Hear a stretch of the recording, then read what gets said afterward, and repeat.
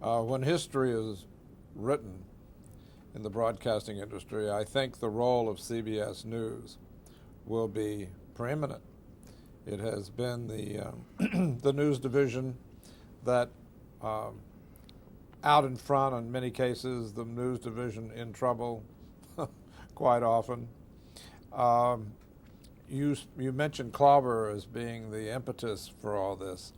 What about the people we're more familiar with, like the Murrows and the Severides? When did they come into it? What did they contribute? Well, they contributed a lot. They were substance and content. But Clobber's contribution had to do with the policy of fairness, balance, no editorializing the things that we lived with or by for so many years. Those were laid down by Ed Clobber. Ed Murrow joined the company the same month that I did. Three of us came in at the same time: Ed Murrow, Peter Goldmark, and Frank Stanton. Ed came in as an editor of a magazine we published once a month called Talks. Talks was a Reader's Digest sized booklet we put out carrying the printed text of radio talks that appeared on the CBS radio network. And Ed was at one time was the editor of that little journal. And he was sent to Rome, or not sent to Rome, he was sent to London to try to arrange with Caesar Searchinger, I think, to handle some of the talks from London when all hell broke loose. And we didn't have anybody, we didn't have a news organization in Europe, and we didn't have anybody. Searchinger was the voice that came on from time to time, but he was not a full-time employee of CBS. And Ed stepped into it and began what later became the European Group of Correspondents. He hired Bill Shire, Howard K. Smith, I guess Dave Schoenbrunn, Eric Severide, Bill Downs, I believe. These were all people that Ed pulled in to become members of the CBS News staff. And as you know, and as the record shows, we had a formidable international news organization by the end of World War II. We had two teams in many places. I know that I made a trip to Paris once to try to get the television news crew of correspondents to speak to the radio crew. Ed Murrow would, in 1948, at the convention in Philadelphia, I was backstage watching both what we had on the air on television and watching what was going on the floor. And Doug Edwards was there, and Doug Edwards and I talked. He had done some television and had done very well. And I had suggested to him that he ought to consider doing more television.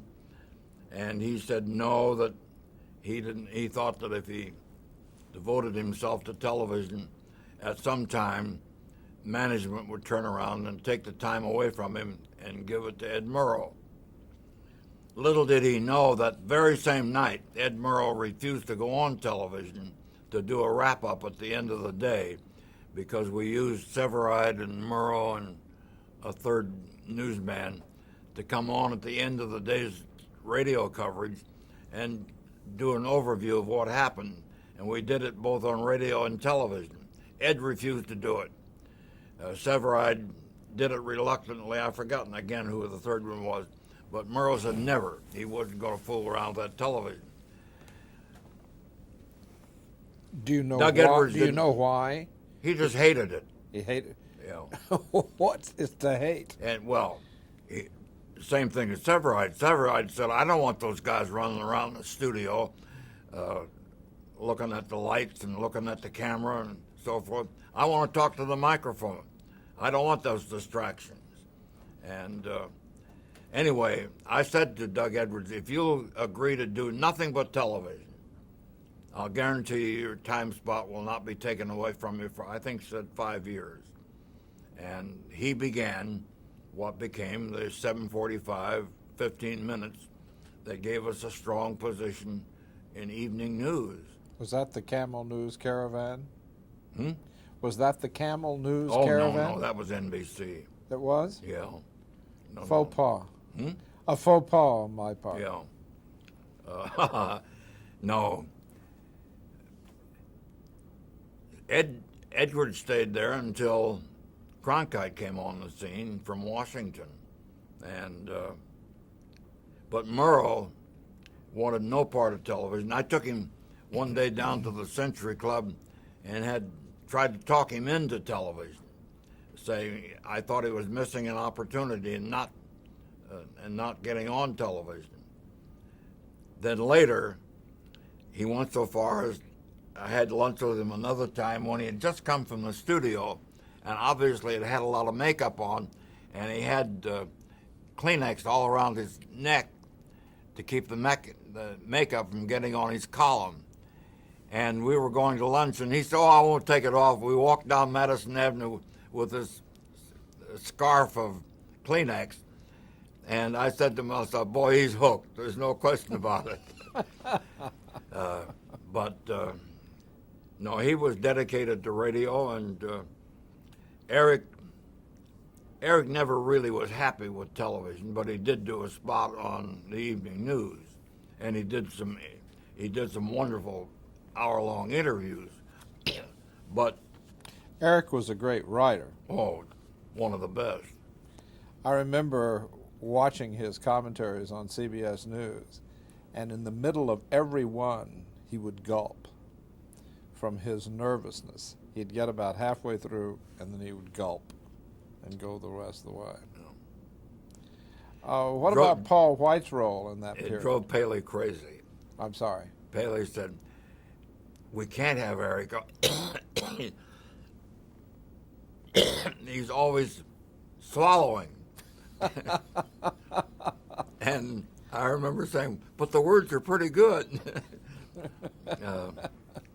Paul White was the head of news for many years. He was the head of news when Murrow was putting these correspondents together. Paul was a tough newsman.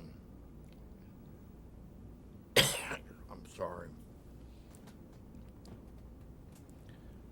I had remarked about Severide's self-consciousness in front of the camera, which seemed to lead him to gulp in the middle of a commentary.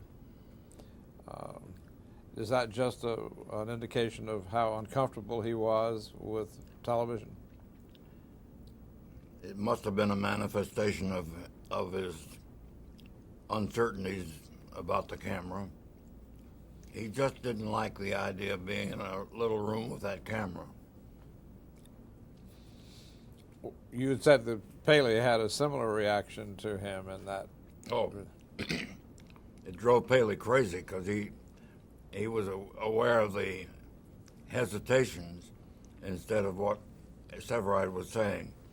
But Eric was a great writer and a great reporter and a wonderful human being.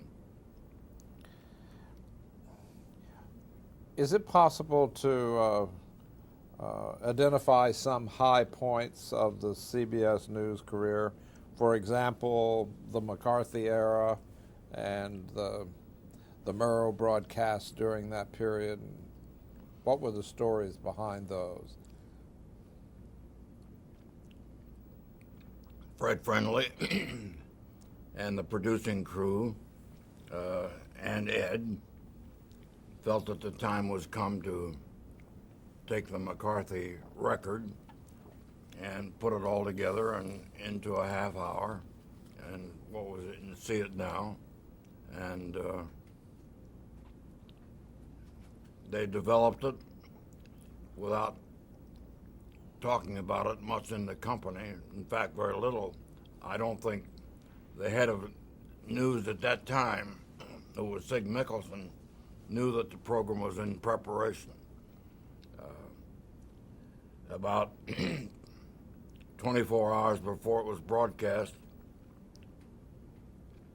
I got a call from Ed, and who said he tried to reach Paley, and could the two of us meet with Ed and Fred Friendly late that afternoon.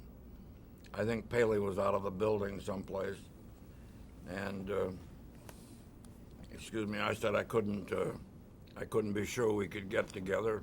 Maybe we could do it tomorrow. And Ed said, no, it should be today.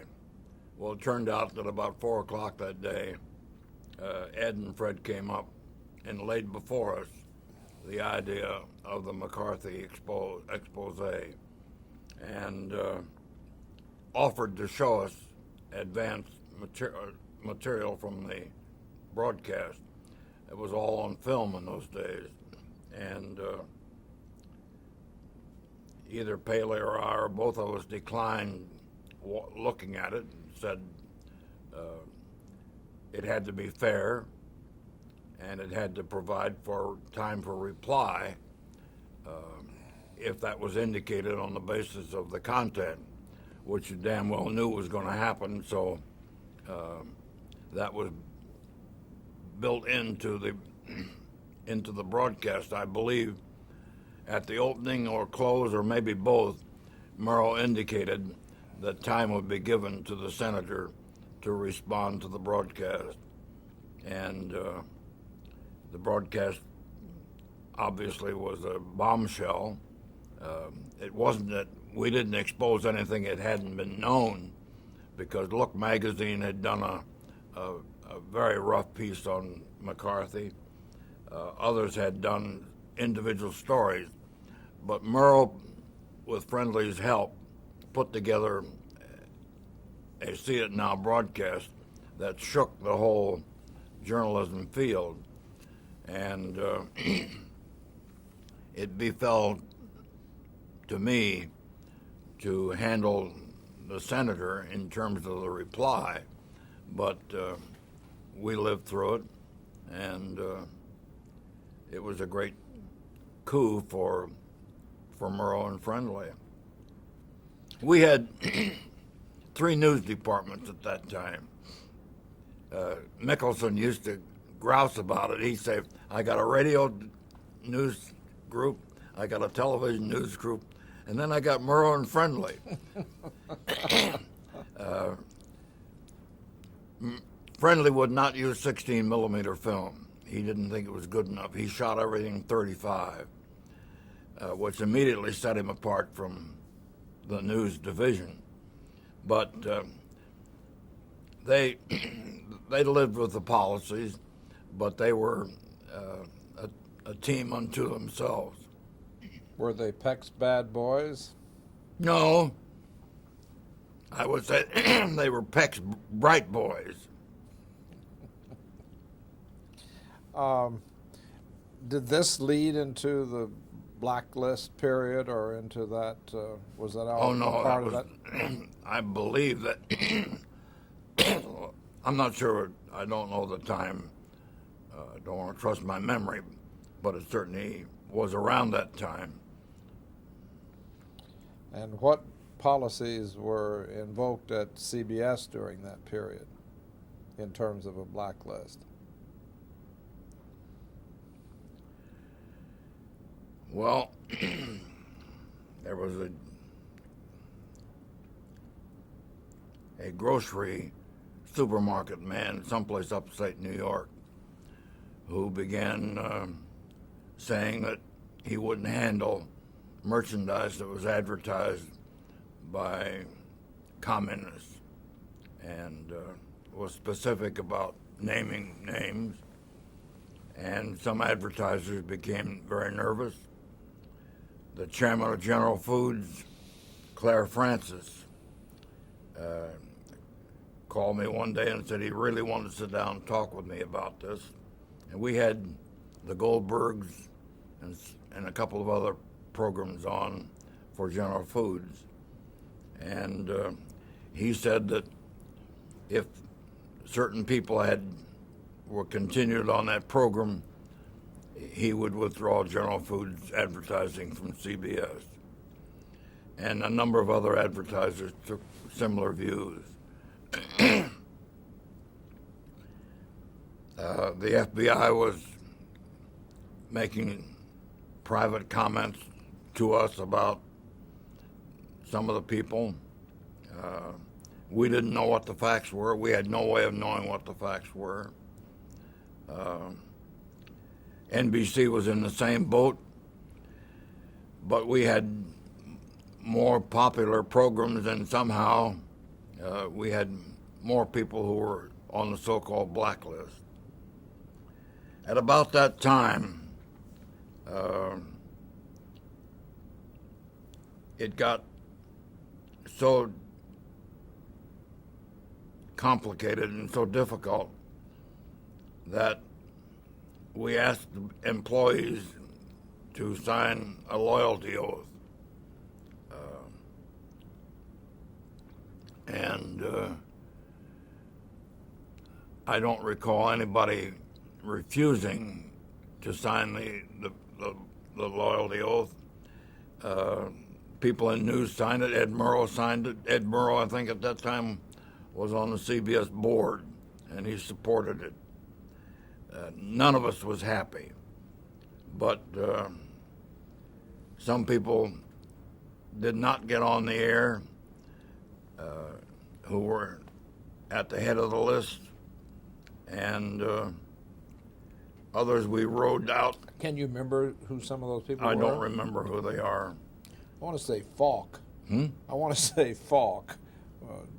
John Henry Falk. Oh, no. No? That was entirely different story. No. Falk was a local broadcaster on WCBS, and Lyndon Johnson, he came from Texas, and Lyndon came to see me and said, would I release Falk to go to work for him in Texas? And he did go to work for him, and he ran into trouble with him down there. And Lyndon said, can you offer him his job back? Because I don't want him down here. He's bad news. But that was the Falk problem, not the blacklist. It was a troublesome period.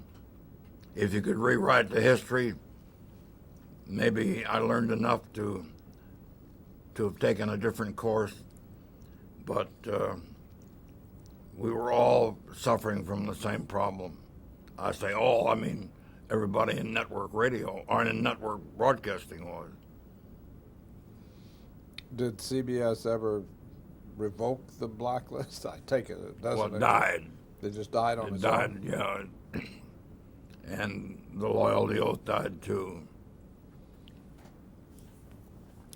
What about the Khrushchev interview? How did that come about? The one? The Khrushchev interview, which I understand was caused quite some stir when Daniel Shore interviewed him, and the government became very concerned that CBS had allowed a foreign figure on its air.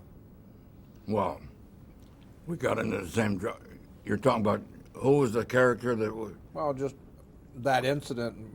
Well, Khrushchev you're talking about? Right. That wasn't Dan Shore, was it? Anyway, I thought it was. I thought it was, but no, it may I not don't have think so. It was on Face the Nation, as I recall. I took the position and had no lack of support with anyone in the company that it was important to let the world see the leader of the opposition, and we did it. We got a lot of criticism. Eisenhower didn't like it. I was summoned before one committee about it, but nobody ever wanted to take our licenses away or anything of that kind. It would have been a wonderful case if they had. I'm interested in this whole area of the tension between government and the media, and I wonder if there's been a change in the balance of power, in the sense that when we talk about the Khrushchev era and, for example, the Vietnam era, when the government was very critical of CBS News,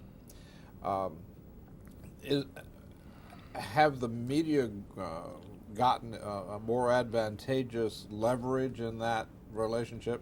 And is it easier to resist government pressure now? Well, I think two things happen. Government officials learn how to live with broadcasting, principally television, even to the point of using it to their advantage.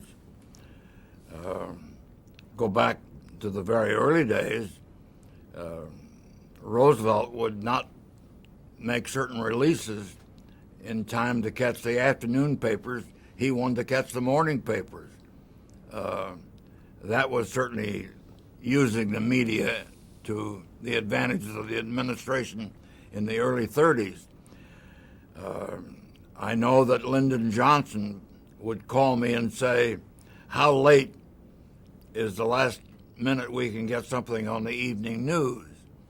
And I'd say, "If it's important enough, we'll probably do it live. What is it?" And he said, "Well, I don't want to tell you what it is, but I don't want to get it on the evening news. I want to wait until the next morning." So people were working both sides of the street with news. So I think everybody's learned how to live with television and how to use it. And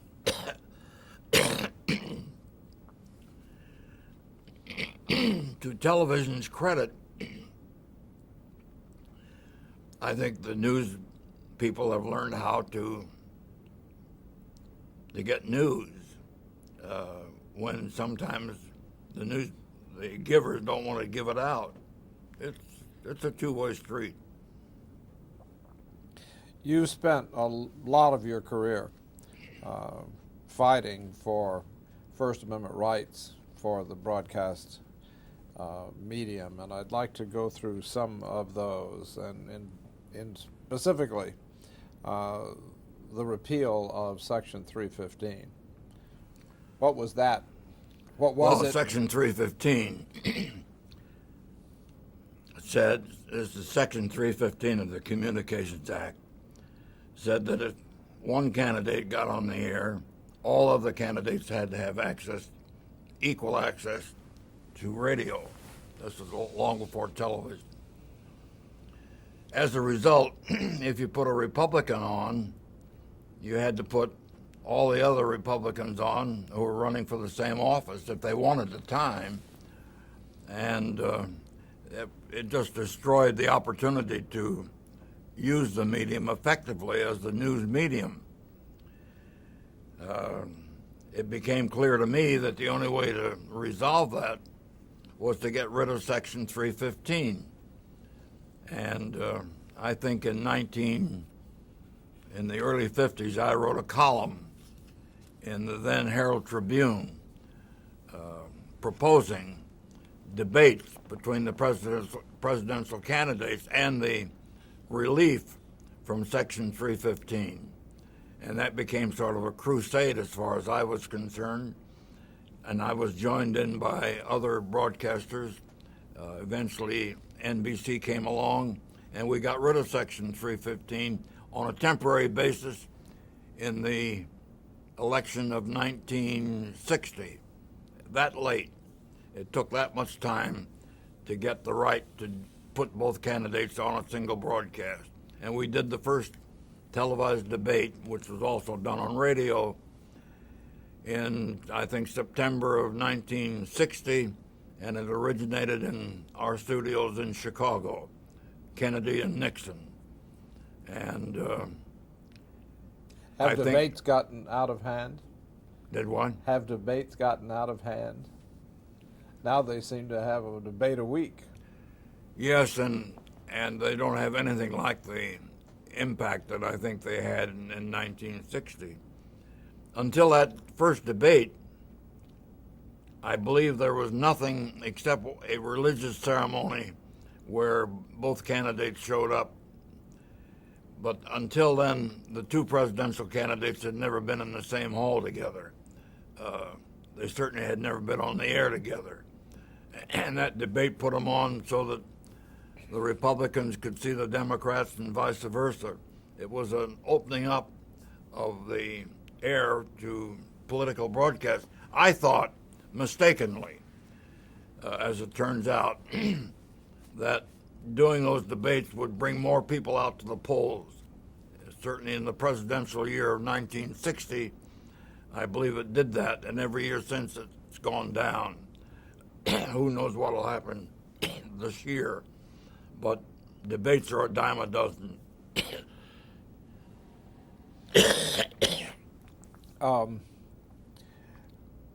The selling of the Pentagon was a pivotal moment in your life and in that of broadcast history. Would you relate to us the events that as they occurred?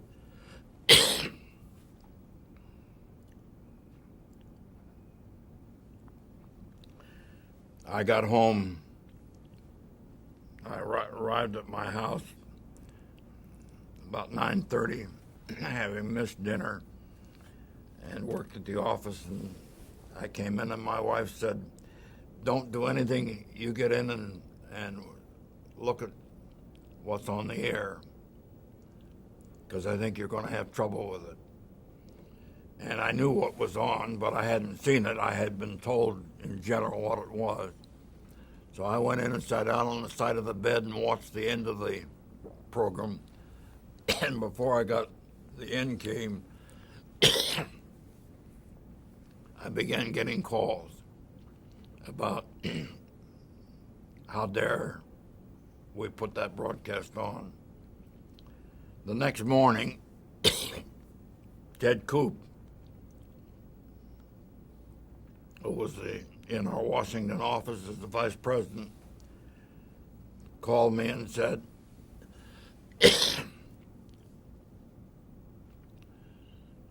the Pentagon wants to see all the footage, wants to see the tapes on the selling of the Pentagon. No, I said, send it over to him. So we had a tape in the Washington Bureau, and we sent it over to the Pentagon, and word came back immediately, no, we don't want the broadcast, we want the tape that wasn't used. And the question came to me, what do we do? And I said, tell them forget about it. We're not releasing tape that we didn't put on the air. Those are the reporter's notes. I think before the day was out, I'd had a call from Harley Staggers, who was chairman of a subcommittee in the House, a friend of Eddie Hebert, who was head of armed services and was very close, obviously, to the Pentagon. The Pentagon had appealed to Hebert to put the foot on us. He in turn turned to Staggers as chairman of the House committee, and Staggers called me and said, did I realize what my organization had done? And if you'll hold that thought, we'll pick it up on the next segment.